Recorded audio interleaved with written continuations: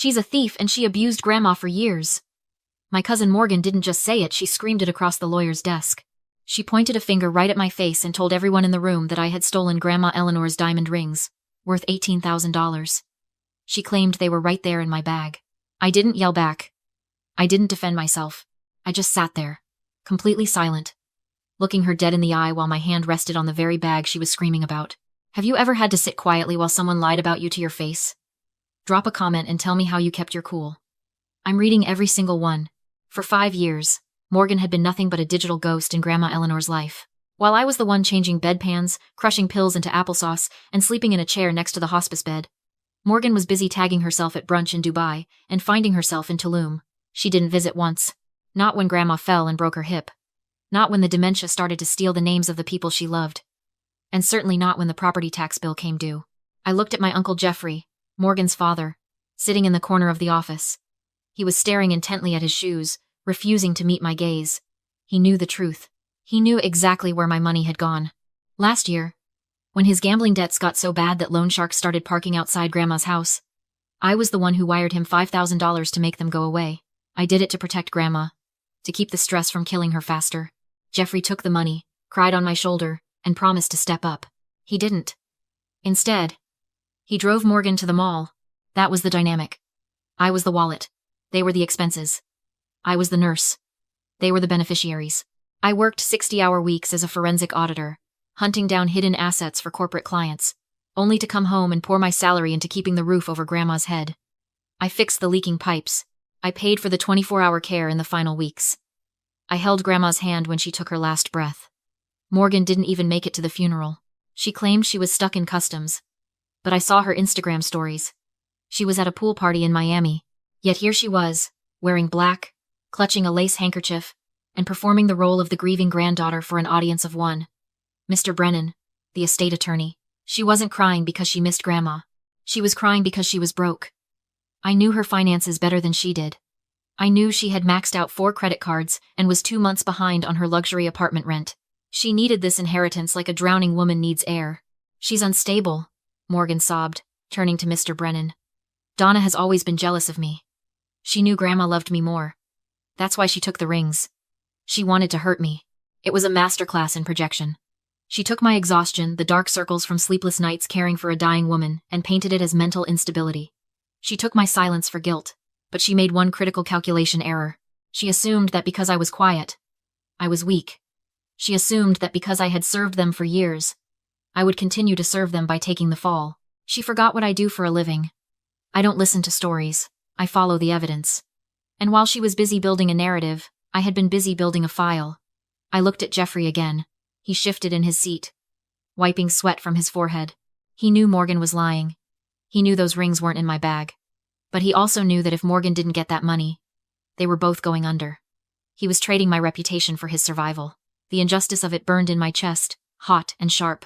But I didn't let it reach my face. I simply adjusted my glasses and looked back at the lawyer. They thought this was a family dispute. They didn't realize it was an audit. Donna, Mr. Brennan said, his voice cutting through the tension like a knife. He adjusted his wire-rimmed glasses and looked at me with a mixture of pity and professional obligation. Your cousin has made a very serious accusation. Do you wish to respond? The room went deadly silent. I could hear the buzzing of the fluorescent lights overhead. Morgan leaned forward in her chair, her eyes wide and hungry. She had stopped fake crying. Now, she was just watching, waiting for the explosion. She wanted me to scream. She wanted me to stand up and call her a liar. She wanted the drama because to a narcissist like Morgan, emotional reaction is currency. It's fuel. If I fought back, I validated her narrative that this was a family feud. A he said she said messy squabble where the truth gets lost in the noise. But I wasn't going to give her that satisfaction. I had learned a long time ago that you cannot win an argument with someone who invents their own reality. You can't outscream a siren. You have to starve it. It's called the gray rock method. You become as boring, as unreactive, and as impenetrable as a rock. You deny them the emotional payout they feel entitled to. I took a slow breath, smoothed the fabric of my skirt, and looked Mr. Brennan in the eye. No, I said, my voice flat and monotone. I have nothing to say to her. Let's proceed with the protocol. Morgan's smile faltered for a fraction of a second. She blinked, confused by the lack of resistance. She had expected a fight, and my silence threw her off rhythm. She looked at her father, Jeffrey.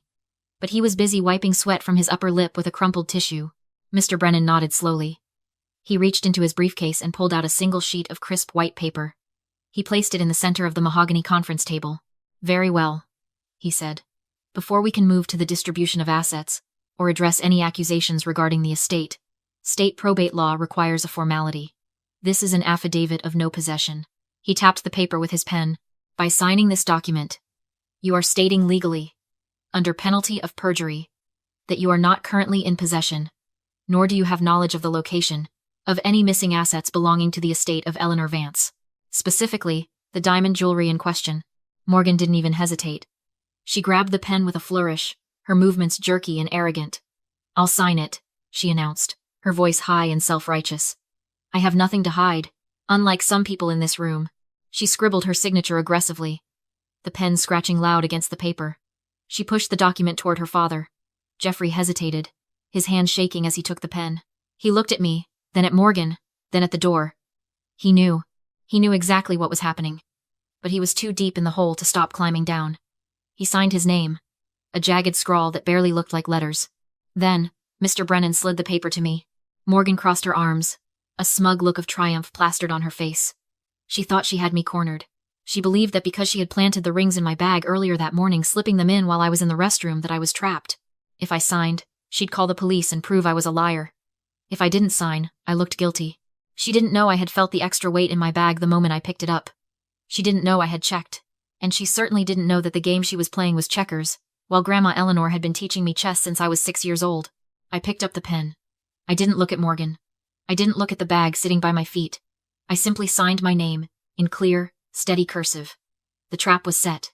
The moment the ink dried, Morgan wasn't just a liar anymore. She was a felon who had just committed perjury in front of a court officer. As soon as Mr. Brennan pulled the affidavit away, the tears stopped. Just like that. It was as if someone had flipped a switch behind Morgan's eyes, cutting the power to the grieving granddaughter performance. She sat back in her chair, a cold, predatory smile curling the corners of her mouth.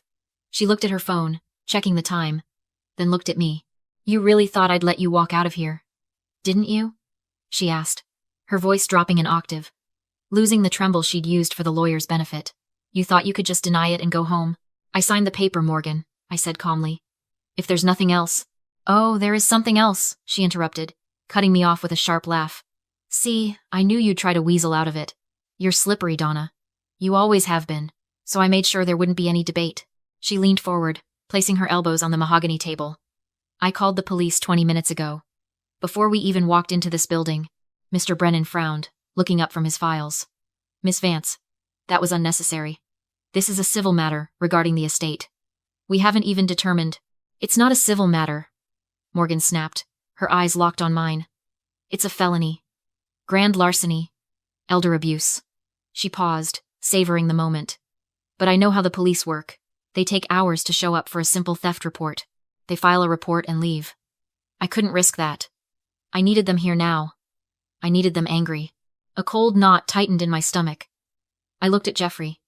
His face had gone ashen gray. He stared at his daughter as if seeing a stranger. Morgan, he whispered. What did you say to them? Morgan didn't look at her father. She kept her gaze fixed on me. Her pupils dilated with the thrill of what she was doing. I told them my cousin was having a psychotic break, she said softly. I told them she was screaming about burning the building down, and just to be safe. I told them I saw a knife in her bag. The room seemed to tilt. Mr. Brennan dropped his pen. Even Jeffrey gasped. A sharp intake of air that sounded like a dying engine. This wasn't just a lie. It was a weapon. She had swatted me. She had summoned armed officers, pumped them full of adrenaline and fear, and pointed them at a woman sitting in a small, enclosed room. She wasn't just trying to frame me. She was trying to get me hurt, maybe even killed. In the distance, the faint wail of sirens began to bleed through the thick glass of the office window. They were getting louder fast. You're insane, Jeffrey stammered, standing up. Morgan, you can't tell the police there's a weapon when there isn't one. If they come in here with guns drawn, then Donna better not make any sudden moves, Morgan said, shrugging. It's her word against mine. And I'm the grieving victim who just wants her grandmother's rings back. The sirens were close now. A screaming wall of sound that drowned out the hum of the overhead lights. Tires screeched on the pavement outside. Car doors slammed. My heart hammered against my ribs. a frantic bird trapped in a cage, but I forced my breathing to slow. In, out, in, out. Panic was death. Morgan wanted me to jump up. She wanted me to start shouting, to dump my bag out on the table, to look exactly like the manic, unstable woman she had described to the dispatcher. I didn't move a muscle. I slowly, deliberately lifted my hands from my lap. I placed them flat on the conference table. Palms down, fingers spread wide. Visible. Non-threatening. Still, I looked at the door. I had anticipated a trap, but Morgan had escalated it to a war zone. She thought she was calling in the cavalry to destroy me. She didn't realize she had just invited the only people in the world who could validate the evidence I had spent the last 48 hours preparing. "Sit down, Jeffrey," I said, my voice steady. "They're here." The heavy oak door shuddered under the force of a fist. "Police, open up." Morgan didn't wait. She scrambled out of her chair, heels clicking frantically on the hardwood floor, and threw the door open before Mr. Brennan could even stand. She threw herself toward the uniform that filled the doorway, performing fear with the dedication of a method actor. "She's in there!" Morgan shrieked, pointing a trembling hand back at me. "She has a knife. She's crazy. Please, you have to help me." 2 officers swept into the small room, their hands resting on their holsters, eyes scanning for threats. The sudden influx of bodies made the small, unventilated office feel like a pressure cooker. "Ma'am, step away from the table," the lead officer commanded, his voice filling the room. "Keep your hands where I can see them." I didn't flinch. I kept my palms flat on the mahogany, fingers spread. "I am unarmed, officer," I said, my voice calm, level, and distinct. "My name is Donna Vance. I am a certified forensic auditor. The woman who called you is currently attempting to frame me for a felony theft she committed this morning." "She's lying," Morgan yelled, her face blotchy and wet with fresh tears. "Just check her bag. The rings are in there. She threatened to stab me if I told anyone." The officer looked between us. On one side, a hysterical woman in white claiming her life was in danger. On the other, a woman in a business suit sitting as still as a statue. He gestured to my bag. "Ma'am, do you consent to a search of your property?" "I do," I said. "But before you touch anything, you need to know what you're looking for." Mr. Brennan stepped forward then, placing himself between the police and the table. "Officers, I am Theodore Brennan, the executor of the estate." The jewelry in question was not stolen from a jewelry box. It was removed from a high-security wall safe, a safe that was specifically prepared for this exact scenario. The officer paused, his brow furrowing. "Prepared how?" "It was a decoy safe," Mr. Brennan said, his eyes locking onto Morgan. "Eleanor Vance suspected her assets were being targeted. So, we filled the safe with paste replicas and treated the interior with a forensic detection powder. It's invisible to the naked eye, but highly reactive to ultraviolet light." Morgan stopped crying. Her mouth opened slightly, but no sound came out. She looked down at her hands, rubbing them against her white dress instinctively. "Officer," I said, reaching into my blazer pocket slowly. "I have a UV flashlight right here. If I stole those rings, my hands will be glowing. If Morgan stole them, well, let's find out." I didn't wait for permission. I clicked the small metal cylinder on. A beam of purple light cut through the dim room. I swept it across my own hands first. Nothing. Just pale skin. I swept it over my bag. Clean. Then, I turned the beam toward Morgan. She tried to pull away, to hide her hands behind her back, but she wasn't fast enough. The light hit her, and the room gasped. Her hands weren't skin-colored anymore. They were coated in a vibrant, neon orange slime. It looked radioactive. The dye had stained her palms, her fingertips, and the cuticles of her manicured nails. It was everywhere. I moved the light down. The handle of her pristine white designer handbag was glowing with the same aggressive orange handprints. "That dye is transfer-resistant," I explained, my voice cutting through the stunned silence. "It bonds to oils in the skin. You can't wash it off with water." "You touched the safe, Morgan. You took the rings. And then you touched your bag." The lead officer looked at Morgan's glowing hands, then at the orange smudges on her dress where she had wiped them. The tension in his posture shifted. He wasn't looking at a victim anymore. He was looking at a suspect. "Ma'am," the officer said to Morgan, his tone dropping the courtesy. "Open your bag. Now." The officer didn't wait for Morgan to comply. He reached for the white designer bag, his gloved hand glowing faintly orange where he touched the handle. He dumped the contents onto the table. Lipstick, a wallet, a phone, and there, tumbling out with a heavy clatter, were 3 velvet pouches. He opened the first one. A diamond solitaire ring. He shone his own flashlight on it. It glowed orange. "That's enough," the officer said, his voice hard. Morgan Vance, you are under arrest for grand larceny and filing a false police report. He reached for his cuffs, the metal rattling in the small room. This was it. The end of the road. But Morgan wasn't done. She had one card left. The nuclear option she used whenever cornered. The one shield she knew society was terrified to crack. She screamed. It wasn't a scream of fear. It was a scream of pure, weaponized victimhood. She grabbed her stomach and doubled over, hyperventilating. No, you can't. I'm pregnant, she wailed, looking up at the officers with wide, terrified eyes. I'm 8 weeks along. It's high risk. The stress. You'll kill the baby. If you cuff me. You're endangering my child. The officer froze. His hand hovered over his belt.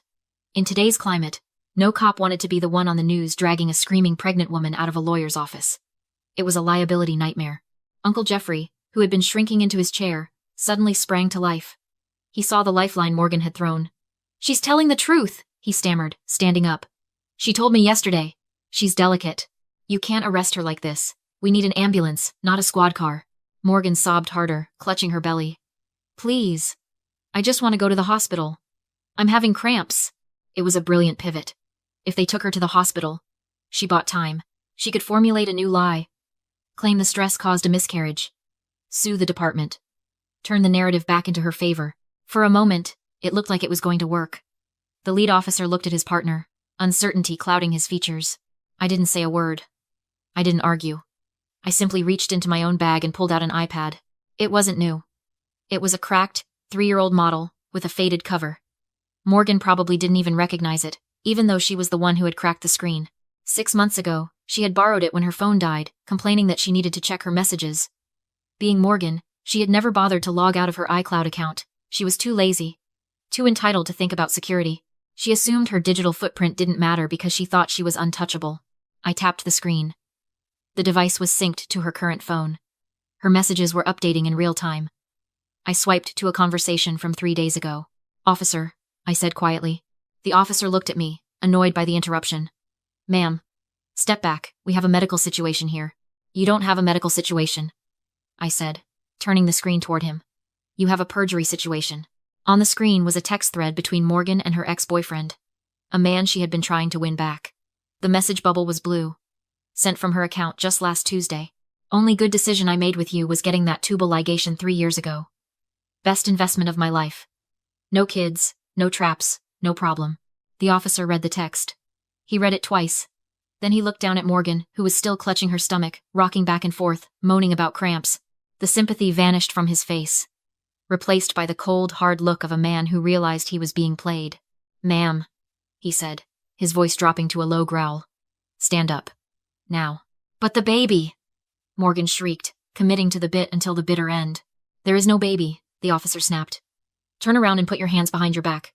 We're adding perjury to the list. The click of the handcuffs was the loudest sound I had ever heard. It was the sound of a door slamming shut on 20 years of lies. Morgan didn't go quietly. She kicked, screamed, and spat, dragging her heels against the hardwood floor as the officers hauled her out of the office. Her wails about my baby and my rights echoed down the hallway until the heavy door finally clicked shut, sealing the noise out. The silence that followed was heavy, ringing in my ears. The air conditioning was still broken, the room still stifling, but the temperature seemed to drop 10 degrees. It was just me, Mr. Brennan, the remaining officer, and Uncle Jeffrey. Jeffrey stood in the corner, trembling. He looked at the empty doorway where his daughter had just vanished. Then he looked at me. Slowly, painfully, he sank to his knees. It wasn't a graceful movement. He collapsed like a building whose foundations had finally rotted through. Donna, he choked out, his hands clasped together in a parody of prayer. Please. She's my daughter. She's sick. She doesn't know what she's doing. You can't let them take her to prison. She won't survive in there. I looked down at him. For 20 years, I had seen this man as a victim. A sad, unlucky uncle, who just couldn't catch a break. I had pitied him. I had covered for him. I had paid his debts because I thought he was just weak. Now, looking at him groveling on the carpet, I realized I had been wrong. He wasn't weak. He was a parasite. I'm not pressing charges, Jeffrey, I said coldly. His head snapped up, hope flooding his watery eyes. Oh, thank God. Thank you, Donna. I knew you were family. I knew. I'm not pressing charges because I don't have to, I interrupted. my voice slicing through his relief. The state is pressing charges. Grand larceny. Perjury. Filing a false report. Those aren't personal grievances, Jeffrey. Those are crimes against the state. It's out of my hands. You can drop the complaint, he begged, crawling a few inches toward me. Tell them it was a misunderstanding. I'll pay you back. I'll get a loan. I swear. A loan? I laughed, a dry, humorless sound. From whom? Another shark? Or were you planning to use the money from the house sale? I walked over to the table and picked up one last piece of paper. It was a thermal printout, small and crinkled. You want to talk about misunderstandings? I asked. Let's talk about this morning. The Decoy safe didn't just have die packs. It had a digital access log. I held the paper in front of his face. At 8 a.m., someone tried to access the safe. They didn't use Grandma's birthday. They didn't use Morgan's birthday. They entered 0412. That's April 12th. That's your birthday, Jeffrey. His face went from pale to ghostly white. You tried to open it first, I said, my voice devoid of mercy. You tried to steal the rings yourself, but you couldn't get it open because the mechanism was jammed. So you went and got Morgan. You told her the code. You drove her here. You waited in the car while she did your dirty work. I turned to the police officer who was busy writing in his notebook. Officer, I said, handing him the printout. This is the access log from the safe. It places Mr. Vance at the scene of the crime, attempting to bypass security measures immediately prior to the theft. Jeffrey made a sound like a wounded animal. Donna, no. I drove her, that's all. I didn't touch anything. You drove her to the pawn shop 5 years ago too, I said. I saw the logs. You watched her steal from your own mother and you said nothing because you needed a cut. Your silence wasn't love, Jeffrey. It was accomplice liability. And today, you're going to pay the bill. The officer stepped forward, unhooking his second pair of cuffs. Sir, stand up and place your hands behind your back. I didn't watch them take him away. I picked up my bag, nodded to Mr. Brennan, and walked out the door. The heat outside hit me, humid and heavy. But for the first time in years, I could breathe. I pulled out my phone and dialed the number for the real estate agent Grandma had recommended. Hi, I said when she answered. I'm ready to list the house. And I want to donate the proceeds to the Elder Justice Initiative. Yes. All of it. 6 months later, I sat on the balcony of my new apartment, watching the sun dip below the city skyline. It wasn't a penthouse, and it didn't have gold fixtures, but it had something far more valuable. Silence. The lease was in my name. The furniture was paid for with my salary. There were no hidden cameras, no decoy safes, and absolutely no family heirlooms to fight over. I took a sip of my tea and checked the notification on my phone. The wire transfer had cleared. The proceeds from the sale of Grandma Eleanor's Victorian house, $820,000, had been deposited directly into the accounts of the Elder Justice Initiative. It was the largest single donation in their history. I didn't keep a dime. I didn't want their money. I didn't want anything that tied me to a lineage of greed and betrayal. I had my own savings, my own career, and my own integrity. That was enough. As for the family I left behind, justice had been swift and unsentimental. Morgan is currently serving a 3-year sentence at the state correctional facility. It turns out that judges don't look kindly on people who waste police resources with fake weapon reports, especially when they commit perjury in the process. Her influencer career ended the moment her mugshot hit the internet. She finally got the fame she wanted, just not the kind she could monetize. Uncle Jeffrey avoided jail time by pleading guilty and turning state's witness against a local loan shark he'd been involved with. But he lost everything else. He's bankrupt, on probation, and working double shifts at a warehouse to pay off his restitution fees. He sends me letters sometimes, begging for a second chance. I return them unopened. People ask me if I feel sad about losing my family. They ask if it's lonely without the Sunday dinners and the holiday gatherings. I tell them the truth. I didn't lose a family. I lost a group of people who mistook my kindness for weakness and my silence for submission. I lost a burden I was never meant to carry. Grandma Eleanor used to say that the best revenge is a life well lived. I think she was right. But I'd add a footnote to that. The best revenge is living well, sleeping soundly, and knowing that when the wolves came to the door, you didn't run. You opened it and showed them exactly who they were. If you enjoyed seeing justice served, hit that subscribe button. And tell me in the comments, would you have forgiven the uncle? I read every single one.